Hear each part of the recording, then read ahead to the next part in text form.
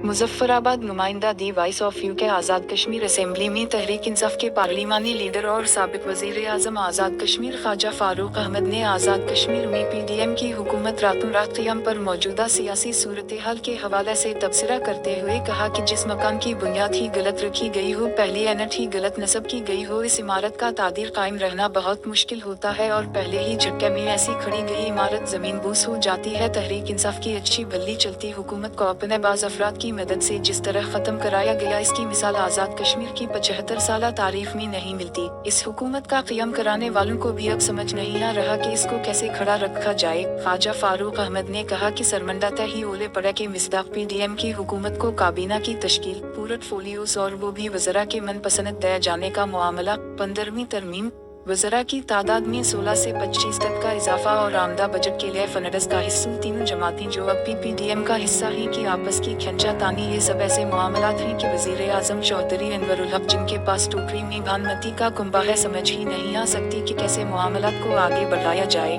PDM की टोकरी से एक चूजे को बंद करते हैं तो दूसरे फलांग पकड़ टोकरी से बाहर निकल आता है और वज़ीर आज़म का अब तक का सारा वक्त इन पीडीएम के चोजों को टोकरी में बंद करने में ही खर्च हो रहा है। ख्वाजा फारूक अहमद ने कहा कि जिस अनवरुल हक को हम जानते हैं को एक दिन बहुत जल्द आएगा कि वो इस सूरत हाल से तंग आकर अपनी चादर उठाएंगे और पीडीएम के साथियों को खुदा हाफिज कहकर जे निकल आएंगे कि हम तो चले साथियों, तुम जानो और तुम्हारा काम।